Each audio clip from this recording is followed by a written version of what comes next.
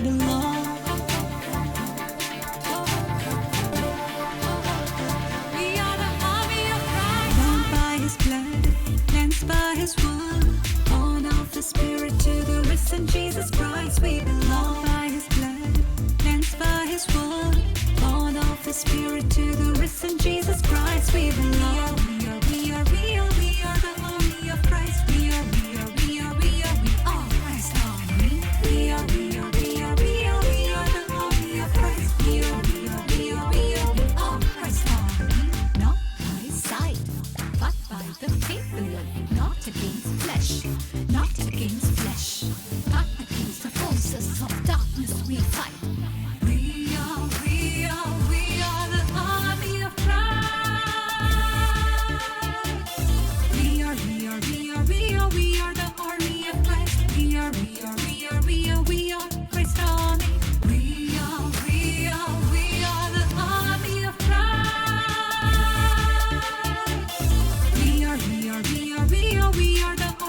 Christ.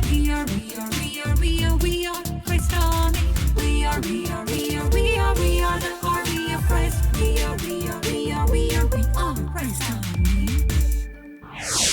Christ ആർമിയിലേക്ക് സ്വാഗതം. സഹനങ്ങളില്ലാത്ത ജീവിതങ്ങളില്ല. നമ്മുടെ ജീവിതത്തിൽ സഹനങ്ങൾ ഉണ്ടാകുമ്പോഴാണ് നമുക്ക് അനുഗ്രഹം ലഭിക്കുന്നത്. ഈ സഹനങ്ങളെ അവോയ്ഡ് ചെയ്യുമ്പോൾ ലഭിക്കാനിരിക്കുന്ന അനുഗ്രഹങ്ങൾ നമുക്ക് നഷ്ടമാകും. അതുകൊണ്ട് ഇന്ന് ക്രൈസ്റ്റ് ആർമിയോടൊപ്പം നമുക്ക് സഹനത്തെക്കുറിച്ച് ചിന്തിക്കാം.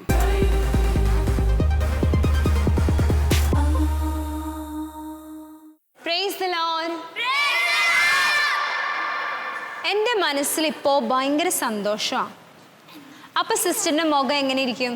നല്ല ചിരിച്ച് ഫ്രഷായിട്ട് കാണുമ്പോൾ തന്നെ എല്ലാവർക്കും ഒരു സന്തോഷം സ്മൈലൊക്കെ ചെയ്യാനായിട്ട് തോന്നും. പക്ഷെ സിസ്റ്ററിൻ്റെ ഭയങ്കര സങ്കടമാണെങ്കിൽ വിഷമമാണെങ്കിൽ മുഖമൊക്കെ ഇങ്ങനെ വാടി തളർന്ന് അല്ലേ പറയില്ല, ഒരു ജീവനില്ലാതെ കരഞ്ഞ് പിന്നെ മൂക്കൊക്കെ ചോന്ന് കണ്ണൊക്കെ ചോന്ന് അല്ലേ. നമ്മൾ സങ്കടത്തിലാണെങ്കിൽ പെട്ടെന്ന് നമ്മുടെ മുഖത്ത് അത് കാണിക്കും. എന്താ പറയുന്നതെന്നറിയോ? നമ്മുടെ മുഖം എന്താ?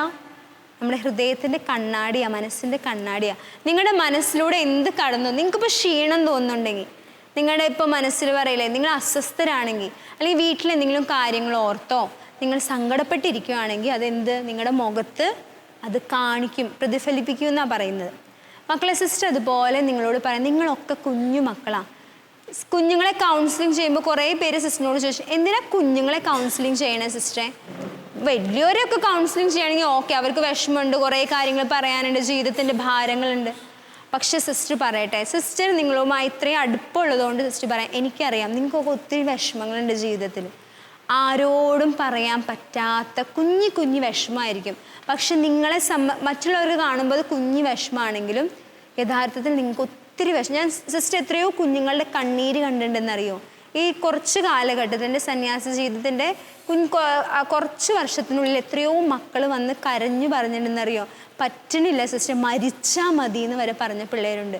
ഒന്ന് ചിന്തിച്ച് നോക്കുക, 10 വയസ്സ് 12 വയസ്സ് പ്രായമായ കുഞ്ഞുങ്ങൾ പറയുന്നത് എന്താ? എനിക്ക് മരിച്ചാൽ മതി സിസ്റ്ററെ, എന്നെ സ്നേഹിക്കാൻ ആരുമില്ല, ഐ എം ലോൺലി സിസ്റ്റർ, എന്നെ ആരും മനസ്സിലാക്കുന്നില്ല, എൻ്റെ ഫ്രണ്ട്സ് എന്നെ അകറ്റി നിർത്തുന്നു, എനിക്ക് പഠിക്കാൻ പറ്റുന്നില്ല സിസ്റ്റർ, ഞാനൊരു മന്ദബുദ്ധി, എന്നെക്കൊണ്ട് ഒരു ഉപകാരമില്ല സിസ്റ്റർ. എൻ്റെ മമ്മിയൊക്കെ പറയുന്നതാ, നീ ഇഡിയറ്റാണ്, നീ മന്ദബുദ്ധിയാണ്, എന്തിനാ നീയൊക്കെ എൻ്റെ വയറ്റിൽ ജനിച്ചതെന്നൊക്കെ എൻ്റെ മമ്മി പറയുമ്പോൾ സിസ്റ്റർ എനിക്ക് ഒത്തിരി വിഷമമാവാറുണ്ട്. എനിക്കറിയാം സിസ്റ്ററിനെ കേൾക്കുന്ന മക്കളെ, നിങ്ങൾക്കൊക്കെ ഒത്തിരി വിഷമങ്ങൾ ജീവിതത്തിലുണ്ടെന്ന്. ഇതുപോലെ ഒരു വിഷമം അനുഭവിച്ചൊരു ബാലനെക്കുറിച്ച് സിസ്റ്റർ നിങ്ങളോട് പറയാം.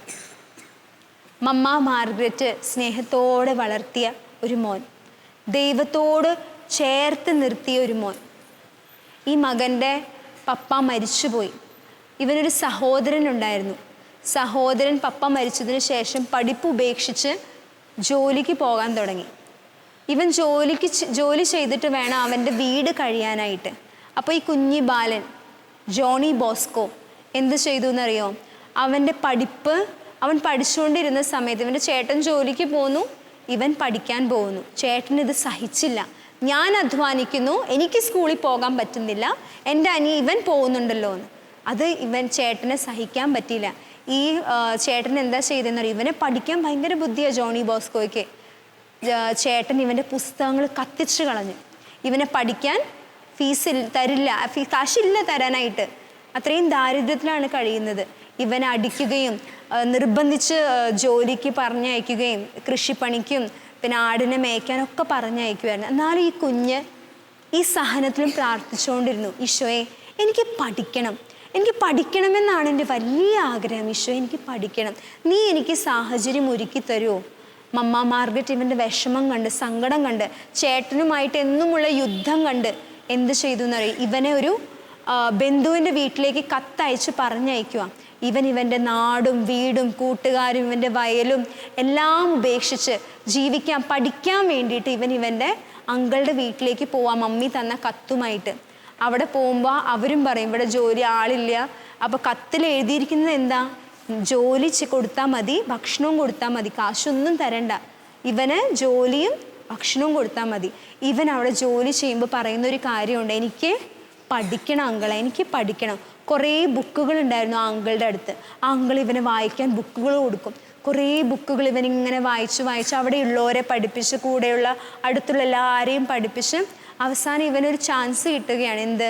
ഒരു വലിയ സ്കൂളിൽ പഠിക്കാനായിട്ട്, ബോർഡിംഗ് സ്കൂളിൽ.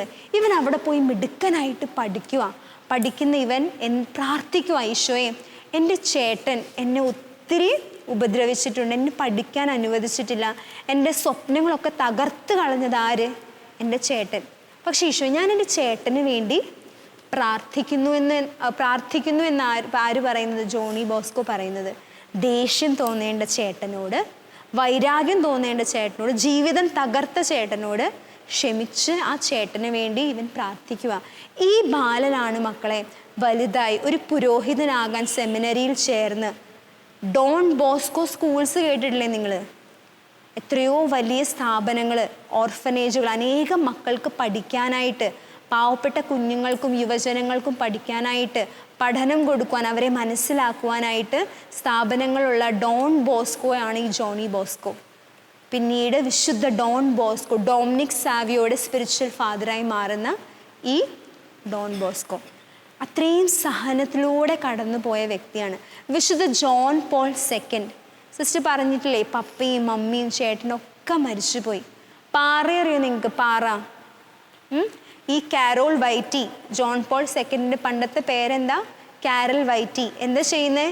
പാറയില്ലേ, ഈ പാറ പൊട്ടിക്കുന്ന പണി ചെയ്താണ് അന്നത്തെ ആഹാരത്തിന് വേണ്ടി ജോലി ചെയ്തിരുന്നത്. ആര്? വിശുദ്ധ ജോൺ പോൾ സെക്കൻഡ്. കൈയൊക്കെ ഇങ്ങനെ പൊട്ടി ചോരയൊക്കെ ഒലിക്കുമായിരുന്നു. ഈ സാധനം എടുത്തിട്ട് പൊട്ടിക്കുമ്പോൾ, പാറ പൊട്ടിക്കാൻ നമുക്കറിയില്ലേ, അത്രയും പാറക്കല്ലൊക്കെ പൊട്ടിക്കും. ചിലപ്പോൾ ബോംബൊക്കെ അവിടെ വെടിമരുന്ന് പൊട്ടിക്കും. അപ്പം അങ്ങനെ അത്രയും ദുരിതത്തിലൂടെയൊക്കെ രാത്രി കാലങ്ങളിൽ പകൽ ജോലി ചെയ്യും, രാത്രി എന്ത് ചെയ്യും? രാത്രി കോളേജിൽ പോയി പഠിക്കും. അങ്ങനെ പഠിച്ച് എന്തായി മാറി? അച്ഛനായി, ബിഷപ്പായി, ആർച്ച് ബിഷപ്പായി, മാർപ്പാപ്പയായി, വിശുദ്ധനായി മാറിയ ജോൺ പോൾ മാർപ്പാപ്പ. ആ മാർപ്പാപ്പയെ ദൈവം എന്ത് ചെയ്തു? ബാല്യത്തിൽ തനിച്ചാക്കി മാറ്റി. ഹി വാസ് ലോൺലി, ഓർഫനായി മാറി. ആ സഹനത്തിലൂടെ കടന്നു പോയ വ്യക്തിയാണ് ആരായി മാറിയത്? വിശുദ്ധ ജോൺ പോൾ സെക്കൻഡ്. എന്തിനു മക്കളെ? ജീവിതത്തിൽ വലിയ എന്താ പറയുക, കോടീശ്വരന്മാരായവർ, നിങ്ങൾ ഈ പറയുന്ന അംബാനി ആയിക്കോട്ടെ, ആരായാലും എല്ലാവരുടെയും ജീവിതത്തിൻ്റെ പുറകിൽ സഹനത്തിൻ്റെ ഒരു കഥയുണ്ട്. എല്ലാവരുടെയും. അബ്ദുൽ കലാം, ലേറ്റ് പ്രസിഡൻറ്റ് അബ്ദുൽ കലാമിൻ്റെ പേര് കേട്ടിട്ടില്ലേ? നിങ്ങൾ എന്തെങ്കിലും ഇങ്ങനെ നോക്കണേ അല്ലേ? സയൻറ്റിസ്റ്റ് ആയിരുന്നു, ഇന്ത്യയുടെ സയൻറ്റിസ്റ്റ്, പ്രസിഡൻ്റ് ആയിരുന്ന, ലേറ്റ് പ്രസിഡൻ്റ് ആയിരുന്ന അബ്ദുൽ കലാം ഒരു തമിഴനാണ്. സ്ട്രീറ്റ് ലൈറ്റിൻ്റെ കീഴിലൊക്കെ ഇരുന്ന് ഒരു യൂണിഫോം ഇടാൻ ചെരുപ്പ് പോലും ഇല്ലാതെ, അപ്പോൾ അത്രയും കഷ്ടപ്പാടിലൂടെ ഒന്നേ ഉണ്ടായിരുന്നുള്ളൂ, dream high, I will do something for my nation. അങ്ങനെ ഒരു സഹനത്തിലൂടെ കടന്നുപോയ വ്യക്തി, ലോകത്തെ തന്നെ മാറ്റിമറിച്ച ഒരു വ്യക്തി. നിങ്ങളുടെ ജീവിതത്തിൽ സഹനമുണ്ടെങ്കിൽ, വിഷമമുണ്ടെങ്കിൽ നിങ്ങൾ എന്തോർക്കണമെന്നറിയോ? Jesus is touching me. ഈശോയുടെ ജീവിതത്തിൽ സങ്കടം ഉണ്ടായിരുന്നില്ലേ? ഉണ്ടായിരുന്നു. എന്തായിരുന്നു ഏറ്റവും വലിയ? സിസ്റ്ററിനെ ആലോചിച്ചിട്ടുണ്ട്, ഈശോയുടെ ജീവിതത്തിൽ ഏറ്റവും വലിയ സങ്കടം എന്തായിരിക്കും? നിങ്ങളുടെ പപ്പയും മമ്മിയും നിങ്ങളിൽ നിന്ന് അകറ്റുന്നത് നിങ്ങൾക്ക് സങ്കടമാണോ? ആണോ? പപ്പയും മമ്മി ഇല്ലാത്തൊരു ജീവിതം, നിങ്ങൾ ഓർഫനായി മാറുമെന്ന് ചിന്തിച്ച് നോക്കിയാൽ. പരിശുദ്ധ അമ്മയും ഔസേപ്പിതാവിനൊക്കെ വിട്ടിട്ട് ഈശോ പരസ്യ ജീവിതത്തിന് ഇറങ്ങുക. ഈശോയ്ക്ക് അറിയാം ഞാൻ കുരിശെടുക്കാൻ പോവാ, ഞാൻ കുരിശുമേ മരിക്കും, ഈ സഹനം എനിക്കുണ്ടാവും. ഈശോ എന്താ പ്രാർത്ഥിക്കണേ ഗെത്സമനി തോട്ടത്തിൽ? ഈ കാസ കഴിയുമെങ്കിൽ അകന്നു പോകട്ടെ ഈശോയെ, എങ്കിലും എൻ്റെ ഹിതമല്ല നിൻ്റെ ഹിതം നിറവേറട്ടെ. പറ്റില്ല, ഞാൻ ഈ കുരിശെടുക്കില്ല എന്ന് ഈശോ പറഞ്ഞോ? ഇല്ല. ഈശോ പറഞ്ഞത് എന്താ? ഗെത്സമനി തോട്ടത്തിൽ പ്രാർത്ഥിച്ചപ്പോൾ എൻ്റെ ഹിതമല്ല നിൻ്റെ ഹിതം നടക്കട്ടെ. ഈശോയ്ക്കറിയാം ഈ സഹനത്തിലൂടെ കടന്നു പോയപ്പോൾ എന്തുണ്ടായത്? രക്ഷ മാനവകുലത്തിന് ലഭിച്ചു. നമുക്കൊക്കെ രക്ഷ കിട്ടിയത് ഈശോ സഹിച്ചത് കൊണ്ടാണ്. നിങ്ങൾ സഹിക്കുന്നുണ്ടെങ്കിൽ ഓർക്കണം, ഇതിലൂടെ ആരെങ്കിലുമൊക്കെ രക്ഷപ്പെടും. നിങ്ങളുടെ കുടുംബത്തിൽ നിങ്ങളുടെ ഫ്രണ്ട്സ് ആരെങ്കിലുമൊക്കെ രക്ഷപ്പെടും. നിങ്ങൾ എപ്പോൾ ഒക്കെ കരയുന്നുണ്ടോ അപ്പോൾ ഒക്കെ ഈശോ നിങ്ങളുടെ കണ്ണീര് തുടയ്ക്കുന്നുണ്ട്. വേറോനിക്ക ഈശോയുടെ കണ്ണീരൊപ്പിയതുപോലെ, ആ തിരുമുഖം ഒപ്പിയെടുത്തതുപോലെ ഈശോ ഓരോ അല്ലേ സങ്കീർത്തനം എന്താ പറയുന്നത്? നിങ്ങളുടെ കണ്ണീർ കണങ്ങൾ ഞാൻ കുപ്പിയിൽ ശേഖരിച്ചിട്ടുണ്ട്. ഒരു തുള്ളി കണ്ണീര് പോലും മക്കൾ എന്താവില്ല, നിങ്ങളുടെ വേസ്റ്റായി പോയിട്ടില്ല. അതൊക്കെ ഈശോ ശേഖരിച്ചു വെച്ചിട്ടുണ്ട്.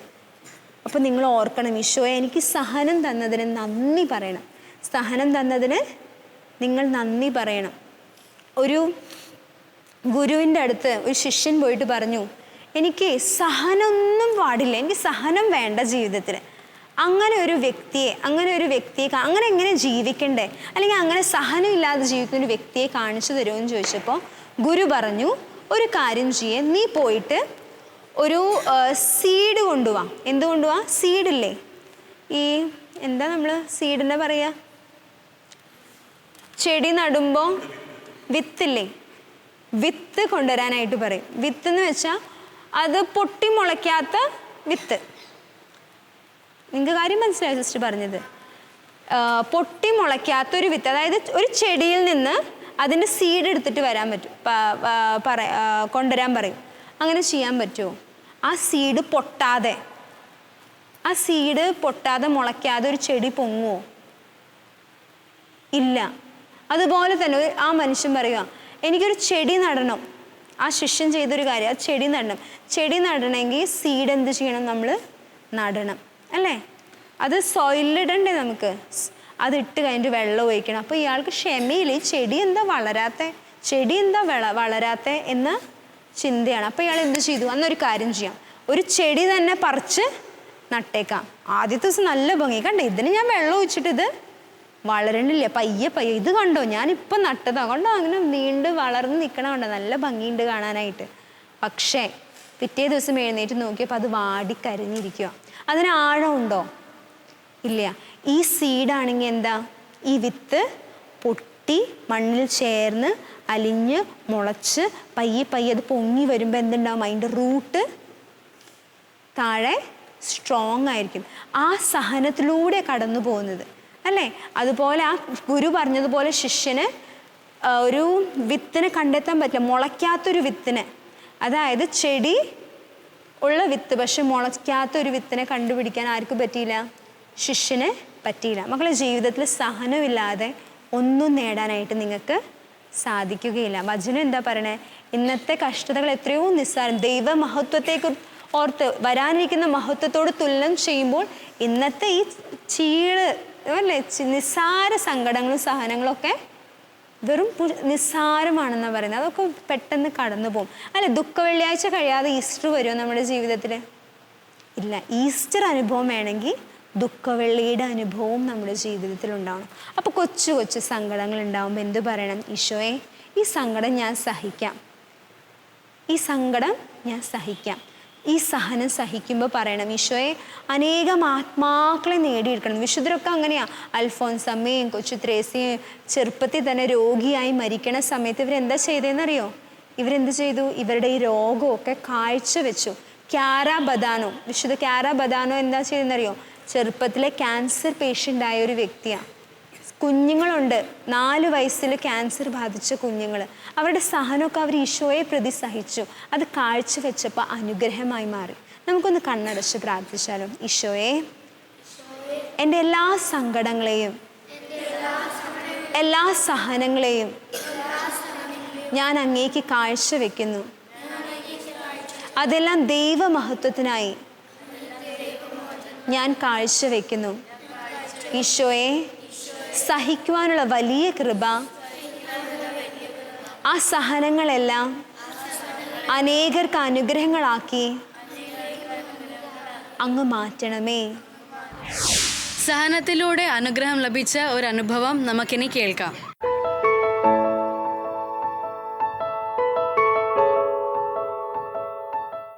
Praise the Lord. എൻ്റെ പേര് ആൻമേരി. ഞാൻ കല്യാൺ ഡയസിസിലെ വാശി പാരിഷിൽ നിന്നാണ്. എൻ്റെ വീട്ടിൽ എൻ്റെ അമ്മയും ഞാനും പിന്നെ എനിക്കൊരു ചേട്ടനുണ്ട്. എൻ്റെ പപ്പ മരിച്ചിട്ട് ഇപ്പോൾ ഒരു മാസമായി. അപ്പോൾ ആ വിഷമത്തോടെയാണ് ഞാൻ ഈ ധ്യാനം കൂടാൻ വന്നത്. എനിക്കിവിടുത്തെ എല്ലാ സിസ്റ്റേഴ്സിൻ്റെ ടോക്സും സെഷൻസും വളരെ ഇഷ്ടപ്പെട്ടു. ഇപ്പോൾ ഒരു ദിവസം അഡോറേഷൻ്റെ സമയത്ത് സിസ്റ്റർ ഇനി നമ്മളെല്ലാവരുടെ അടുത്ത് പറഞ്ഞു, നിങ്ങളെല്ലാവരും കണ്ണടിച്ച് സ്തുതിക്കുക, പ്രാർത്ഥിക്കുക, നിങ്ങൾക്ക് വിഷൻസ് കിട്ടും, നിങ്ങളിൽ ഹോളി സ്പിരിറ്റ് നിന്നായിരിക്കും എന്ന് പറഞ്ഞു. അപ്പോൾ ഞാൻ അന്നത്തെ ദിവസം കരഞ്ഞ് പ്രാർത്ഥിച്ചപ്പം എനിക്കൊരു വിഷൻ വന്നു. കർത്താവ് എൻ്റെ അപ്പയുടെ കൈ പിടിച്ച് പറഞ്ഞു, മോളെ നീ കരയരുത്, ഞാൻ നിൻ്റെ അപ്പനും നീ എൻ്റെ മകളായിരിക്കുന്നു. ഞാനത് കേട്ടപ്പോൾ എനിക്ക് വളരെ സന്തോഷം, സമാധാനം തോന്നി. പിന്നെ എനിക്ക് ഇവിടുത്തെ സിസ്റ്റേഴ്സ് പ്രവർത്തികളൊക്കെ കണ്ടപ്പം എനിക്ക് അവരെ പോലെ ആകാനൊരു ആഗ്രഹം തോന്നി. ഈ ധ്യാനത്തിൽ കൊടുപ്പ് എനിക്ക് ഈശോയോട് കുറേ സ്നേഹം തോന്നി. സഹനത്തെ സന്തോഷത്തോടെ സ്വീകരിക്കാൻ വചനത്തിൻ്റെ സപ്പോർട്ട് ആവശ്യമാണ്. നമുക്കൊരു വചനം ശ്രവിക്കാം. വിശുദ്ധ പൗലോസ് ശ്ലീഹ റോമാക്കാർക്ക് എഴുതിയ ലേഖനം 8-ാം അധ്യായം 18-ാം വാക്യം. നമുക്ക് വെളിപ്പെടാനിരിക്കുന്ന മഹത്വത്തോട് തുലനം ചെയ്യുമ്പോൾ ഇന്നത്തെ കഷ്ടതകൾ നിസ്സാരമാണെന്ന് ഞാൻ കരുതുന്നു.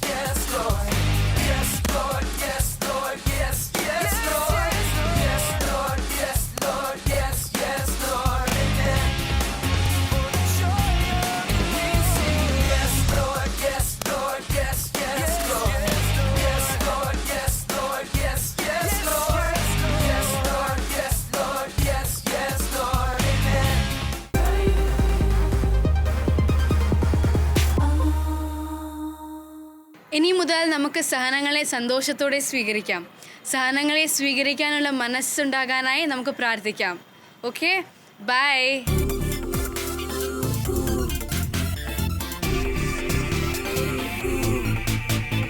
Born by His blood, cleansed by His word, born of the Spirit to the risen Jesus Christ we belong. We are the army of Christ. Born by His blood, cleansed by His word, born of the Spirit to the risen Jesus Christ we belong. By His blood, cleansed by His word, born of the Spirit to the risen Jesus Christ we belong. We are the army of Christ. We are all Christ army. We are the army of Christ. We are all Christ army. Not by sight, but by the faith we live, not against flesh, not against flesh. Not against the forces of darkness we fight.